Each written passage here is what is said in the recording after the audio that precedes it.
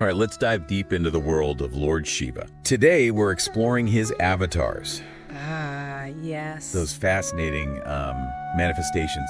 They show us different sides of this, well, powerful deity. Right, okay. It's packed with myths, symbolism, all that good stuff. Absolutely. But I think what's really cool is what these stories can teach us about ourselves, even the universe. Yeah, you know, it's amazing. Shiva's avatars, they're not just like static images. Right. I mean, they're dynamic, complex, like life itself. You know, Yeah. I mean, you see him as a fierce warrior, a cosmic dancer, a protector of nature, and even a compassionate redeemer, all in one, you know? That makes me wonder, is there like an avatar for every situation we face in life? Oh, that's interesting. You know what I mean? No. Like if we need courage, is there a specific Shiva form to connect with? That's a good question. It's less about, you know, finding a specific avatar for each situation, I think. Yep. It's more about understanding those underlying principles that they represent. Mhm. Like, for example, if you're facing a situation that needs, courage and action, you could explore the myth of Virabhadra,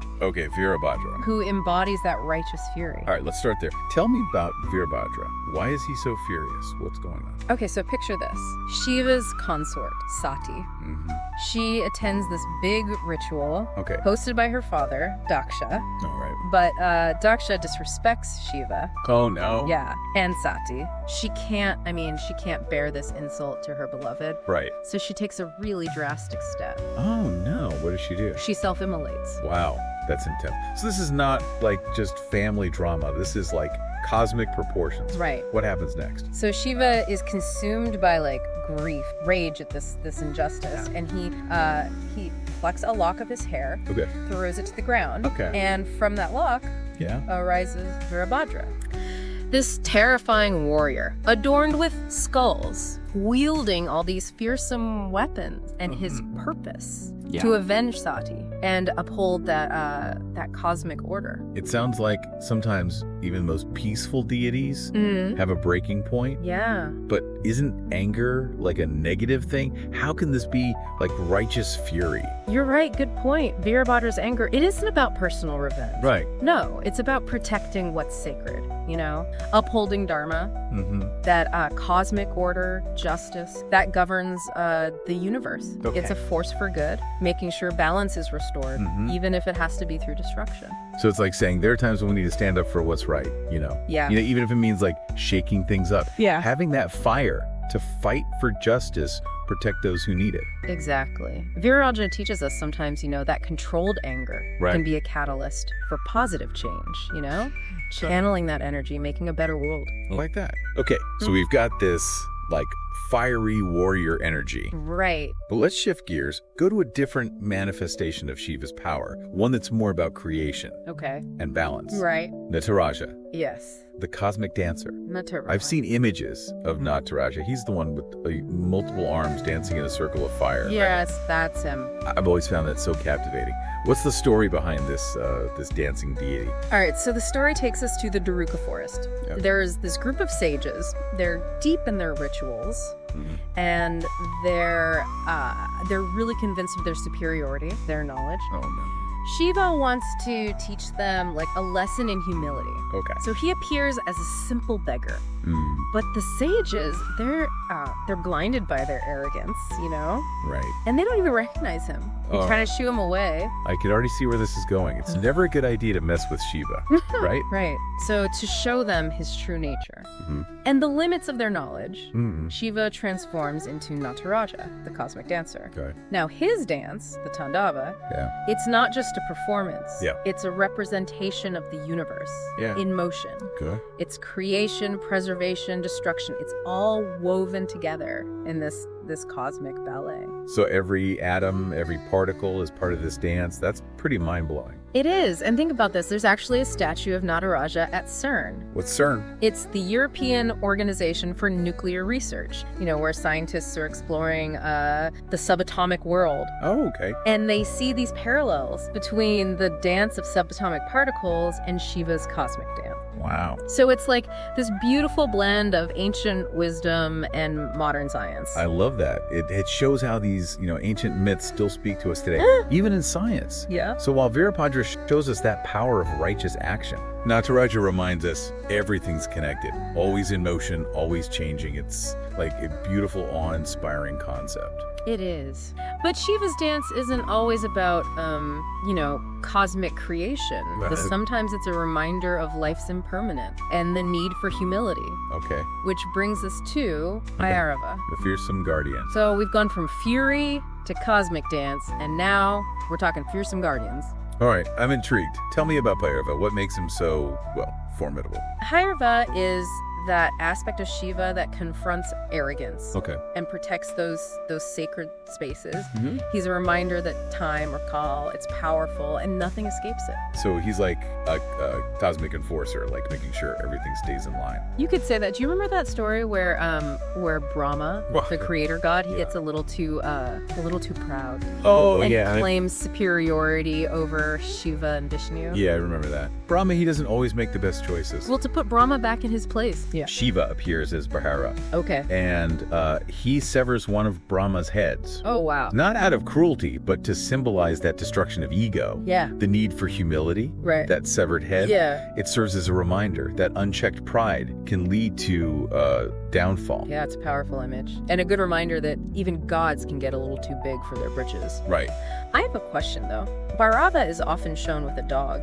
Yeah. That seems a bit unexpected for a fearsome deity. That's a great observation. The dog, or Shvan. Right. It represents loyalty, vigilance, devotion. Yeah. So it's a reminder that even in our fiercest moments, we need to retain those qualities. So it's not just brute force. It's knowing when to act, when to hold back. Right. Speaking of balance, this brings us to Ardhanarishvara. Ah, yes. The embodiment of divine union. Ardhanarishvara, one of my favorite forms. This half male, half female form really challenges our understanding of gender duality. Yeah. Really fascinating. This is what I'm really curious about. It's such a powerful image. Yeah. What's the story behind this this merging of masculine and feminine? So the myth goes, Shakti, the divine feminine energy, she questions Shiva. She's like, why do people only worship you? Right. I'm your equal. Without me, creation wouldn't exist. Makes sense. Yeah. So Shiva, recognizing her power and her truth, merges with her to create Ardhanarishvara. Oh, wow. So it's like Shiva's saying, you're right, we are one. Yeah. Two sides of the same coin. And it's such a, beautiful image of equality.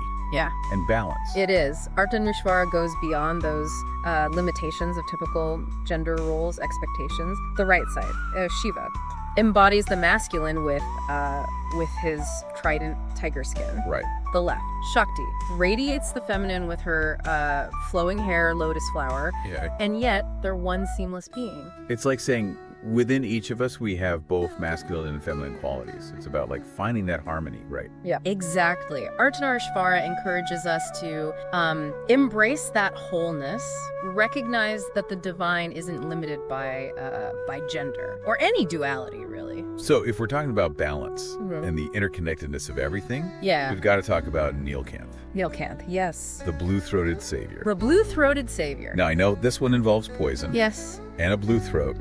But I'm fuzzy on the details. Can you refresh my memory? Okay, so this story takes us back to the churning of the cosmic ocean. Okay. The Samudra Manthan. It's Samudra Manthan. The gods and demons are churning the ocean together, hoping to get that nectar of immortality. Oh, right, of course. But this churning releases this deadly poison, hala hala. So potent it could destroy all creation. Wow. So it's like a high-stakes cosmic gamble. Right. What happens? It's chaos. The gods, the demons, they panic, realizing the threat. Yeah. And it's Shiva. Driven by his compassion, he steps up.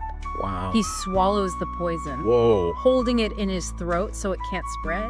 Oh, wow. And the poison turns his throat blue. Hence the name, Neelkanth. Yeah. He drinks the poison. That's incredible self-sacrifice. It is. Neelkanth becomes this symbol of resilience, taking on negativity to protect others. His blue throat, a mark of his compassion, his willingness to endure suffering for the greater good. It makes you think about those times when, you've got to deal with difficult situations. Yeah. Or negative energy. Yeah. Neelkanth reminds us to step up, absorb absorb those challenges to protect ourselves and others. Exactly. It's about courage, Right. facing our fears, finding the strength to carry on, even when things get tough. Right. So we've seen Shiva confront this external chaos. Right. But now let's talk about him as the master of inner peace and stillness. Okay. Yogi. Yogi, yes. This is the image, we often see of Shiva sitting in deep meditation, radiating tranquility. What's the story behind this aspect of Shiva? So the Adi Yogi represents Shiva as the source of yogic knowledge, embodiment of meditation, self-realization. The story goes, the Sapta Rishis, those 7 sages, they wanted knowledge and enlightenment. Right. They went to Shiva, and at first, he just remained silent. So no lectures, no big pronouncements. Yeah. That's different. Right. The sages were moved by his stillness, they waited patiently. Wow. And finally Shiva, touched by their sincerity, he shared the teachings of yoga, meditation, revealing that path to inner peace, union with the divine. So it's not just about sitting quietly, it's about silencing the mind, going inward to find that true wisdom. Exactly. And look at the symbolism, the seated posture, that calm expression, the Ganga flowing from his hair. Right. It's all about inner peace, that connection with the divine, the power of stillness. But what about the serpent around his neck? That always seems a bit out of place for a meditating god. Right. That serpent represents Kundalini energy. Okay. It's that latent spiritual power within all of us.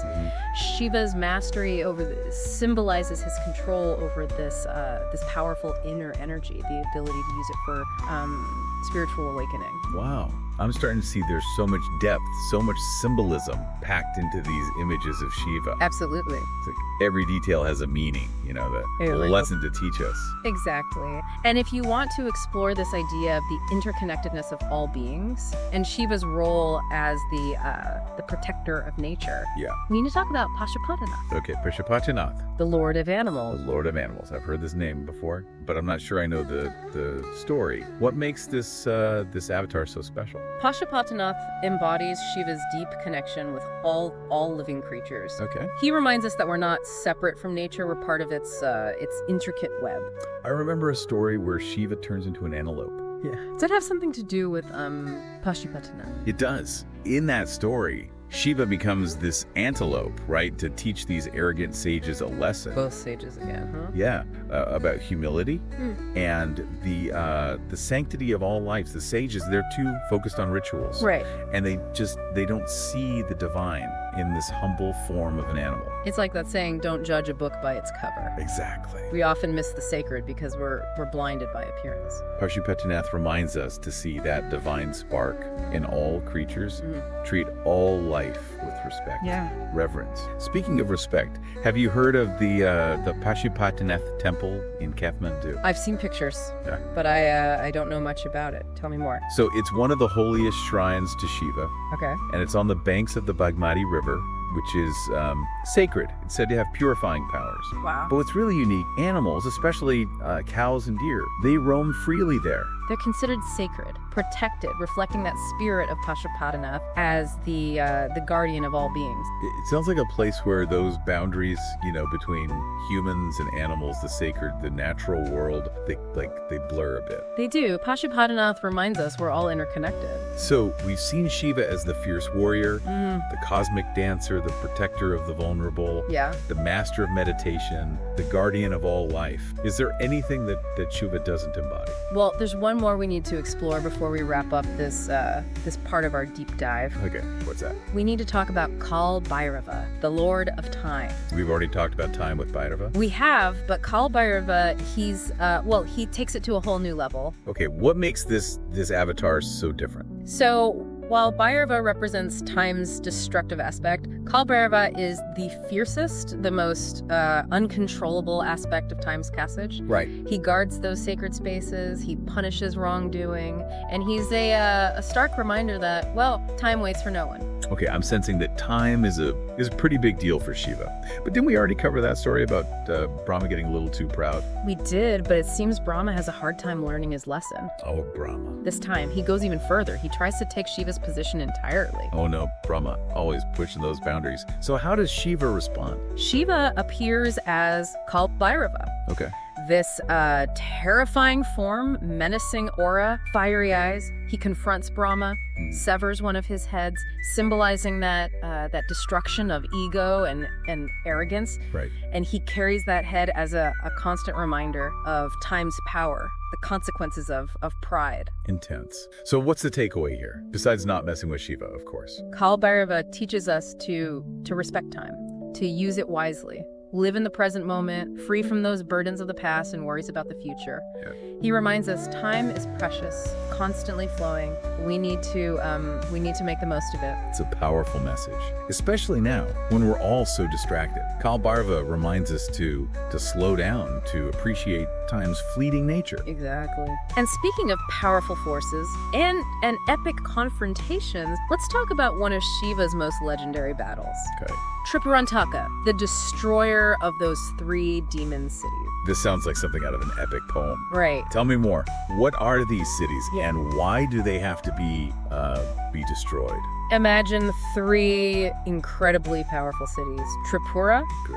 built by demon architects. Right. One's made of gold, Okay. silver, and iron, Right. representing the different realms of existence. Right. But they're not just physical cities. Okay. They also symbolize those 3 impurities that can cloud our souls: ego, desire, illusion. Ah, okay. So it's not just about conquering land, it's about overcoming those inner obstacles. Exactly. Now, these cities, they're ruled by powerful demons, terrorizing the universe. Oh no. The gods can't stop them. Right. So they turn to Shiva, who becomes Tripurantaka, the ultimate cosmic warrior. So this isn't just Shiva showing up with his trident doing some like fancy footwork. Right, it's bigger than that. This sounds like a cosmic team effort. It is. It's like the universe aligns to support Shiva. Wow. The earth becomes his chariot. Okay. The sun and moon, his wheels, Brahma, his charioteer, Vishnu, his arrow, Mount Meru, his bow. Wow, that's quite the image. So how does this epic battle unfold? So when the 3 cities align, which happens only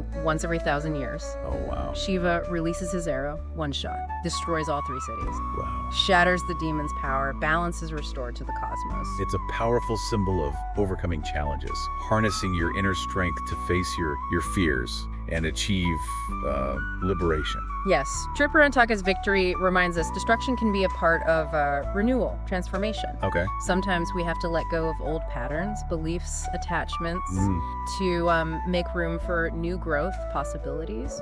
It's like saying sometimes you got to tear down the old to build something better. Right? Exactly. And while Tripurantaka shows us that the power of action, Yeah. there's another aspect of Shiva that embodies compassion, forgiveness. Okay. Hara, the remover of sins. That sounds like the perfect antidote to all this like fiery destruction we've been talking about. Tell me more about this merciful side of Shiva. Hara represents Shiva's infinite grace, his ability to absorb the negativity and burdens of his devotees, offering them a path to liberation. It's not about punishment, it's about redemption, spiritual renewal. It's like saying no matter what mistakes we've made, no matter how far we've strayed, there's always a way back. Beautifully put. There's this story that shows this perfectly. It's about a hunter Okay. who unknowingly worships a Shiva lingam. Okay. He's clueless about what he's doing, but Shiva recognizes his sincerity, forgives his sins. That's such a powerful message of like unconditional love, acceptance. It shows that even when we're not fully aware of the divine, our sincere efforts are honored. Exactly. And the symbolism associated with Hara, so rich. The Shiva lingam. It represents his formless nature, his ability to purify the soul. The Ganga flowing from his hair symbolizes cleansing, removing negativity. So even though we've explored these, intense, even fearsome aspects of Shiva, we end this part of our deep dive with this sense of hope and compassion. We do. Hara embodies the belief that redemption is possible, that divine love can heal and transform even the most troubled souls. It's like saying no matter how dark things seem, there's always a light. Exactly. And that's the beauty of Shiva's avatars. Yeah. They represent the full spectrum, light and shadow, destruction and creation, the fierce and the compassionate. Deep divers, stick with us. We'll be right back to explore even more of Shiva's avatars. Welcome back to our deep dive into Lord Shiva's avatars. With all these different forms, is there one that's considered like the most important? Oh, that's a good question. Not really. I mean, there's no real like hierarchy with Shiva's avatars. Right. Each one just shows a different part of his nature. Okay. You know, a different way he interacts with the universe. They're all expressions of his power, his wisdom. So it's not about like ranking them, but more understanding what they teach us, right? Exactly. For instance, we talked about Shiva as this, you know, fierce warrior. Right. Cosmic dancer. But there's also Grihapati, Shiva as the ideal householder. Grihapati, okay, now that's one I haven't heard of. Shiva as a family man, that's a bit unexpected. Yeah, it might seem that way. But Grihapati represents finding the sacred in the everyday, you know, fulfilling your responsibilities, creating a harmonious home life. So it's like Shiva's saying spirituality isn't just about like renouncing the world, going off to meditate on a mountaintop. Yeah. You can find it in everyday life. Exactly. Bringing those principles of balance, compassion, devotion into your relationships, your work, your daily life. Okay. Grihapati reminds us every part of life can be a chance for spiritual growth. That's a good perspective. It makes spirituality feel more, I don't know, accessible, you know. It does, and if we're talking about seeking knowledge, wisdom, there's Dakshinamurthy. Shiva as the ultimate guru, often shown sitting under a banyan tree, teaching through silence. Wait, silent teaching? How does that even work? Well, Dakshinamurthy embodies this idea that true knowledge, it comes from within, from quieting your mind, listening to your inner wisdom. Right. So he teaches through presence, stillness, Sure. You know, transmitting energy rather than words. It makes you think about those times when you're just, you know, in quiet contemplation and insights just kind of come to you. Right. Maybe Dakshinamurthy's at work, even then. Yeah, maybe so. He reminds us to cultivate that inner stillness, create space for those moments of insight, intuition. Okay, so we've got Shiva as the householder, the silent teacher. What other unexpected roles does he take on? Well, there's Rishabhanika, Shiva as the protector of righteousness. Okay. He's often shown riding the Nandi bull, symbolizing, you know, strength, power, and that unwavering pursuit of Dharma. The Nandi bull. I've always loved that image. Like, Nandi's this steadfast companion. Yeah. Always there, representing loyalty, devotion. Exactly. Rishabhanika embodies that commitment to righteousness, standing up for what's right, protecting the innocent. He's a reminder that we have the power to make a difference, you know, fight for justice, uphold truth. So it's not just personal enlightenment, it's using that strength to make the world better. Exactly. And if we're talking about confronting powerful forces, there's Sharaba.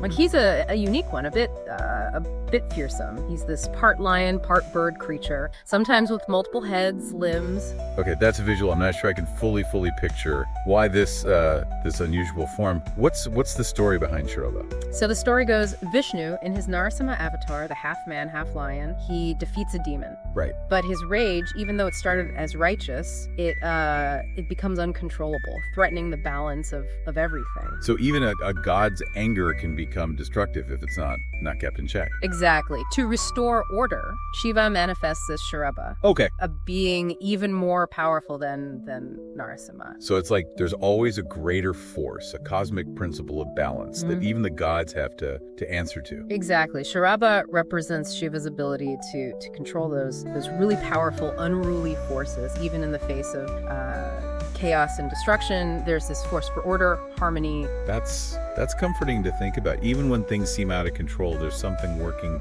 to set things right. Yeah. Speaking of restoring balance, remember Arjuna from the Mahabharata? Of course, this is a skilled archer, one of the Pandava brothers.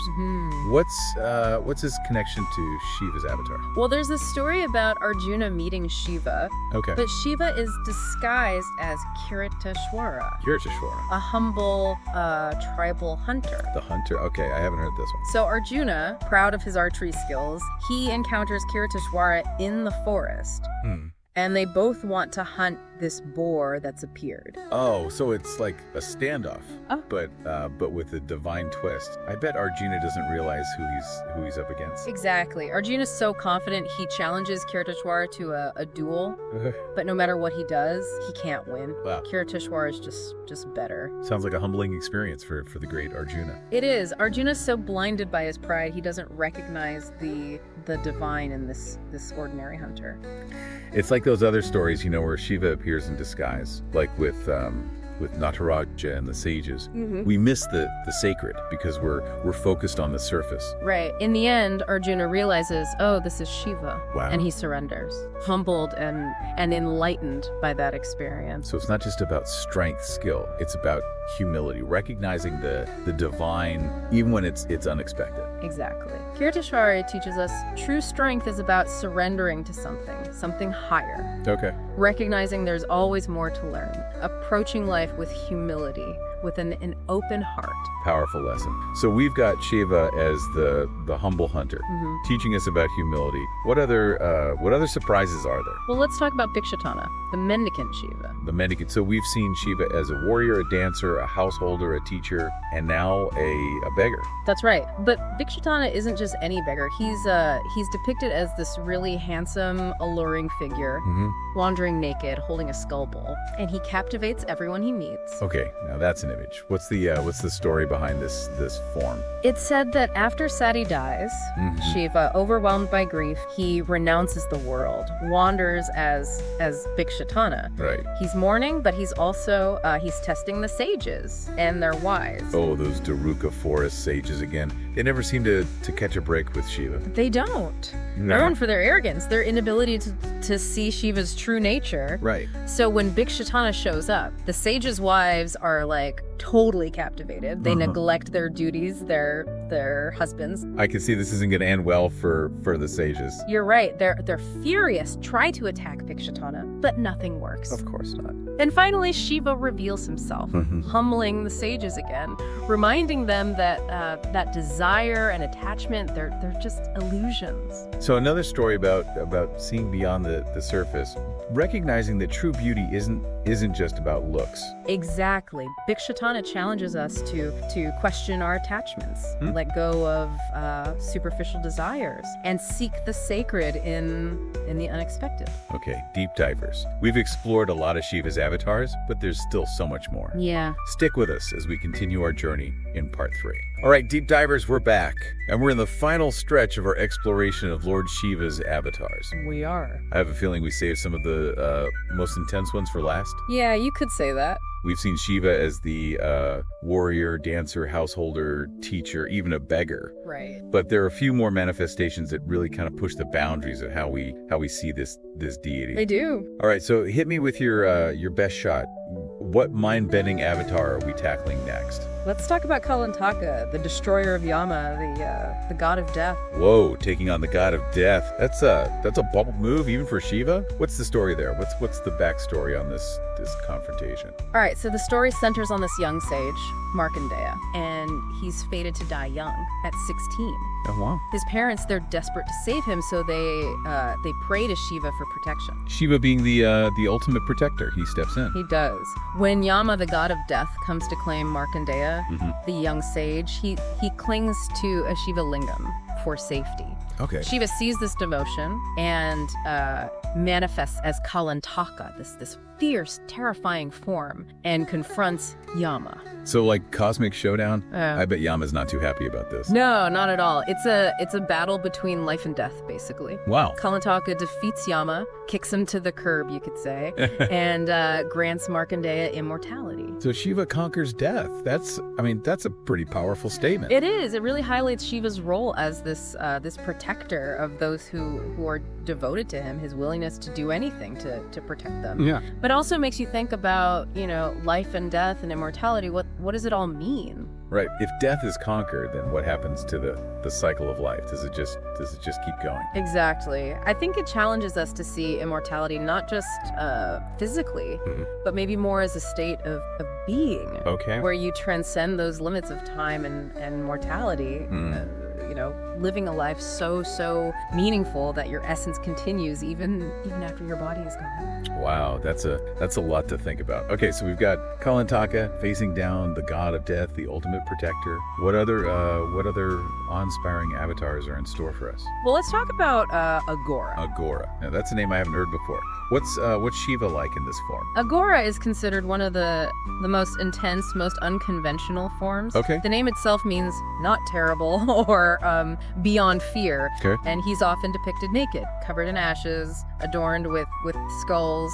It symbolizes that he's beyond societal norms, embracing that raw reality of life and death. So not exactly the peaceful, meditating Shiva we usually see. Right. Aghora, he challenges how we think of divinity. He embodies the idea that everything is part of the divine. The beautiful, the terrible, the pure, the impure, the sacred, and the profane. We can't just pick and choose what parts we like. It's all part of it. Right? It's all part of the cosmic dance. So true spirituality, then, it's not about seeking comfort or clinging to what's familiar. Right. It's about confronting the darkness, those difficult truths, finding that divine light, even in the unexpected places. Exactly. Aghora pushes us beyond our comfort zones to face our fears, recognize how everything's connected, the light and shadow within ourselves and in the world around us. Okay, I'm really seeing that Shiva is not a god you can just categorize. He's always making us expand our understanding of the divine, to see beyond what's on the surface, to embrace those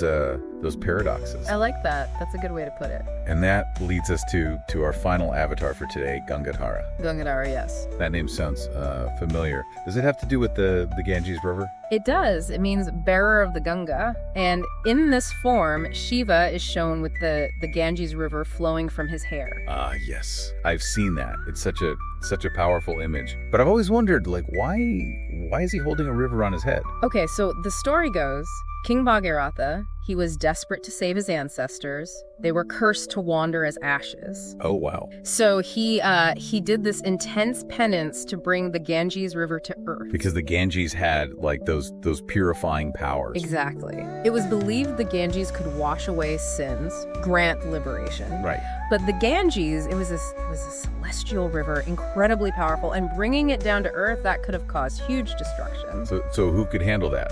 Shiva. Yeah. He agreed to take the river on his head, absorbing its force, controlling the flow so it could gently reach earth and fulfill Bhagiratha's wish. Another example of Shiva as the protector, the one who brings balance. Even with the most powerful forces, he takes it on himself to protect the world from that potential destruction. And it also shows the power of the Ganges itself, representing that purification, that cleansing, the flow of divine energy into the world. So we've come full circle with Gangadhara. We've started with Virabhadra, that image of Shiva's fury. Yeah. And we end with this image of him receiving the purifying Ganges, this symbol of grace and renewal. It's almost like a little version of Shiva's nature itself. I like that. The destroyer and the protector, the fierce and the compassionate, all mixed together. It's a good way to see it. It reminds us that all of Shiva's avatars are connected. They're all just different expressions of the same divine being. So after all this, what's the main thing our listeners should take away? What can we learn from these stories, these avatars that we can use in our own lives? I think the biggest lesson is the divine is in everything, every part of creation. Shiva's avatars show us that there's no single right way to be spiritual. The path to enlightenment is as diverse as the universe. It's about embracing the paradoxes, the light, the dark, the destruction, the creation, the stillness and the action. It's about finding that balance within, just like Shiva balances the cosmos.